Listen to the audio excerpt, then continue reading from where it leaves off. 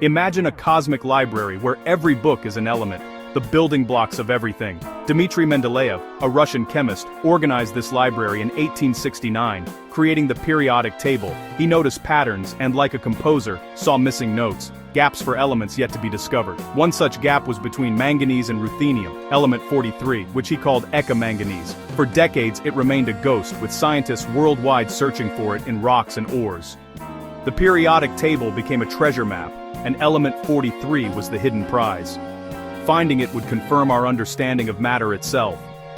The search was a scientific quest, driven by curiosity and the promise of discovery.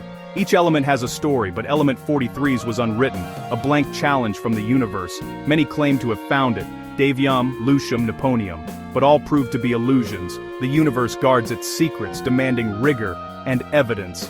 Element 43 was especially elusive, a master of disguise. The reason for its absence was more profound than anyone imagined. The empty square on the periodic table was not a mistake, but an invitation to explore deeper. The hunt for this ghostly element would become one of science's greatest detective stories. In the 1920s, German chemists Walter Noddack and Ida Tacky set out to find the missing elements, 43 and 75. They believed these elements hid in the same ores as their neighbors, so they analyzed minerals like platinum ore and columbite. Their method bombarding samples with electrons to detect unique X-ray signatures, each element's fingerprint. In 1925, they announced a breakthrough faint signals of both missing elements. For element 75, they named it rhenium, after the Rhine River, and, for 43, Masurium, after Walter's homeland. Rhenium was soon confirmed and isolated, cementing their reputation. But Masurium remained elusive. No one could isolate it. The world waited for proof. But the story took a strange turn. The Noddack's claim for Masurium was met with excitement, then skepticism. Rhenium was real, but Masurium's existence was in doubt. The scientific community demanded reproducible evidence. The Noddack's triumph was overshadowed by controversy. The search for element 43 was far from over. The mystery deepened, and the world wondered, was Masurium real, or just a ghost? Masurium refused to show itself again. The Noddacks had isolated rhenium, but Masurium was just a fleeting signal, never reproduced. Science demands reproducibility. Without it, discoveries are doubted. Other labs tried and failed to find element 43. Excitement turned to skepticism, and the name Masurium became controversial, even political. The inability to isolate the element, combined with the name's baggage, led to widespread doubt. When asked for evidence, Noddack claimed the crucial X-ray plates were broken. No proof remained. The claim rested on a single, unrepeatable experiment. The scientific community dismissed Masurium. The Noddack's reputation suffered. Ida Noddack, despite her brilliance, was ignored when she later predicted nuclear fission, years before it was confirmed. Her insight was lost in the shadow of the Masurium affair. The story of element 43 became a cautionary tale about evidence and reputation in science. The Noddacks were right about rhenium, but Masurium slipped through their fingers. The ghost of element 43 haunted chemistry, waiting for a new chapter. Why was element 43 so elusive? The answer lies in its very nature. Element 43, it turns out, has no stable isotopes. Its atoms are inherently unstable, decaying into other elements, radioactive and short-lived. The most stable isotope lasts just 4.2 million years. A blink on Earth's 4.6 billion year timeline. Any primordial element 43 vanished eons ago. The Noddacks were searching for something that no longer existed in nature. Only trace atoms, created by uranium fission, might exist. Far too few to detect with 1920s technology. The rules of nuclear physics had erased element 43 from Earth. The quest shifted. If we wanted to meet this element, we'd have to create it ourselves. The search moved from mines to particle accelerators. The challenge was no longer to find, but to build. Humanity was about to become the creator of a lost element.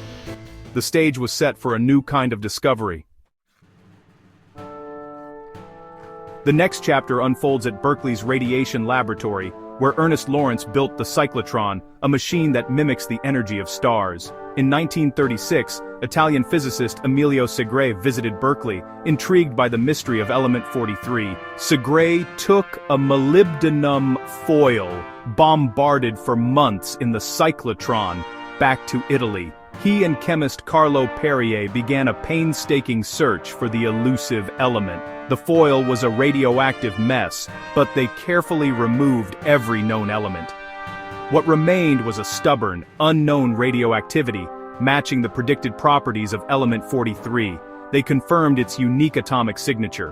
In 1937, Segre and Perrier announced their discovery, element 43, created in a lab, not found in nature. It was the first artificial element, proof that humanity could forge what nature had erased. The ghost had been captured at last. Their work was rigorous, reproducible, and undeniable. The periodic table's prophecy was fulfilled, not by mining, but by invention.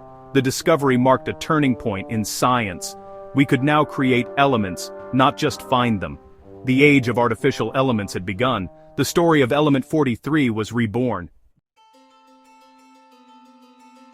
With the discovery confirmed, it was time to name the new element. The name Masurium was discarded, a relic of controversy. Segre and Perrier chose Technetium from the Greek for artificial. The name reflected its unique origin, not mined but made. Technetium became the first element created by human ingenuity. Its discovery proved the periodic table was not just a list, but a recipe for creation. The naming of elements is serious business, often honoring places, people, or properties. Technetium's name is a constant reminder of its artificial birth. Every time it's used, it tells the story of a gap filled by human hands. The Nodac's failure was finally explained. They were searching for what wasn't there. Segre and Perrier's proof rewrote the history of element 43. The ghost had a name, and a new era had begun. The periodic table was now a living document, shaped by discovery and invention. Technetium's story didn't end with its creation. Its isotope, Technetium-99 became a medical marvel. With a 6-hour half-life and clean gamma-ray emission, it's perfect for imaging inside the body. Today, it's the most widely used radioactive isotope in medicine, enabling millions of diagnostic scans each year. It reveals blood flow, organ function, and disease in real time, saving countless lives. Emilio Segre later won the Nobel Prize, though not for Technetium. The Noddacs, despite their discovery of rhenium, never won, their legacy clouded by controversy. Ida Noddac's insight into nuclear fission was ignored for decades. The quest for element 43 is a parable of science prediction, failure, and ultimate triumph. It's a story of ambition, controversy, and legacy. Technetium reminds us that some things are forbidden by nature, but not by human ingenuity. The search for elements continues, pushing us to create and discover ever deeper into the unknown. The periodic table's ghostly gap became a beacon for human curiosity, and a miracle for modern medicine.